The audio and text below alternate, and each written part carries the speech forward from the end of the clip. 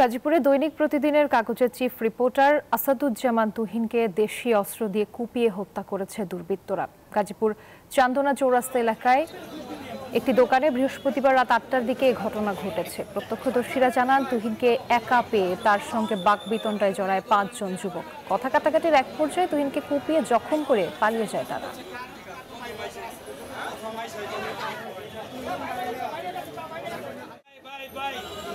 এ বিষয়ে বিস্তারিত জানাতে গাজীপুর থেকে যুক্ত হচ্ছেন আমাদের সহকর্মী জাহাঙ্গীর আলম। কথা বলবো তার সাথে। জাহাঙ্গীর, সাংবাদিক আসাদুজ্জামান তুহিনকে হত্যা করেছে দুর্বৃত্তরা, এ বিষয়ে আমাদের বিস্তারিত তথ্য জানাবেন। এছাড়া আনোয়ার হোসেন নামে আরও একজন সাংবাদিককে হত্যা করার বিষয়েও আমরা জানতে পেরেছি, সে বিষয়ে আমাদের বিস্তারিত জানাবেন।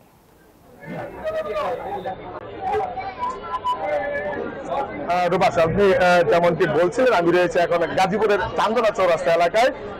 আমি যতটা জানতে পেরেছি, রাত ৮টার দিকে কিন্তু তুহিন চান্দনা চৌরাস্তা এলাকায় সেখানে কিন্তু একটি চায়ের দোকানে চা খাচ্ছিল। ঠিক সেই মুহূর্তে স্থানীয়রা যেমনটি জানিয়েছেন, তারা বলছিলেন যে ৫ জন যুবক দেশীয় অস্ত্র নিয়ে এসে তুহিনকে কিন্তু এলোপাথারে আঘাত করে। কিন্তু এর আগে তুহিনের সাথে বাকবিতণ্ডে জড়িয়ে পড়ে। বাকবিতণ্ডের ১ মিনিট পরই কিন্তু তুহিনকে দেশীয় অস্ত্র দিয়ে ঠিক চান্দনা চৌরাস্তা আমি যে স্থানে রয়েছে সেই স্থানে কিন্তু তাকে দুর্বৃত্তরা কুপিয়ে কিন্তু তারা পালিয়ে যায়। এবং যে দোকানদার রয়েছে, যে দোকানের সামনে এই ঘটনাটি ঘটেছে, সেই দোকানদারের সাথে আমার কথা হয়েছে। তিনি যেমনটি বলছিলেন যে ৫ জন দুর্বৃত্ত এসে তুহিনের সাথে একটু বাকবিতণ্ডে জড়িয়ে পড়ার সাথে সাথেই কিন্তু তুহিনকে কিন্তু তারা দেশীয় অস্ত্র দিয়ে আঘাত করে এবং ঘটনাস্থলেই কিন্তু তুহিনের মৃত্যু হয়। আসাদুজ্জামান তুহিন কিন্তু আসলে গাজীপুরে কিন্তু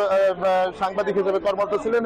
প্রতিদিনের কাগজে কিন্তু তিনি কাজ করছেন। আমি যদি দেখাই যে এই দোকানটাতেই কিন্তু তিনি বসে চা খাচ্ছিলেন এবং এই দোকান থেকেই কিন্তু দোকানের সামনেই কিন্তু আসলে এই হত্যাকাণ্ডের ঘটনাটি ঘটেছে। এবং স্থানীয়রা যেমনটি বলছেন যে হত্যাকাণ্ডের ঘটনা ঘটানোর পরপরই কিন্তু যে ৫ জন দুর্বৃত্ত, যে যুবক, তারা কিন্তু তারা পালিয়ে যায় এবং তুহিনের নিথর যে মরদেহটি, সেই মরদেহটি কিন্তু এই দোকানের সামনে পড়েছে। আমি দিকটি দেখাই যে উৎসুক জনতা এবং আইন শৃঙ্খলা বাহিনীর যারা, তারাও কিন্তু এখন রয়েছে। এই ইতিমধ্যেই কিছুক্ষণ আগেই কিন্তু তুহিনের যে নিথর মরদেহটি, সেই মরদেহটি কিন্তু উদ্ধার করে শহীদ তাজউদ্দিন আহমদ মেডিকেল কলেজ হাসপাতালে পাঠিয়েছে।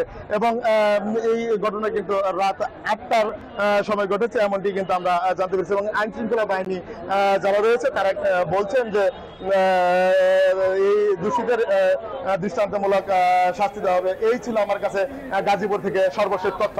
রুবা।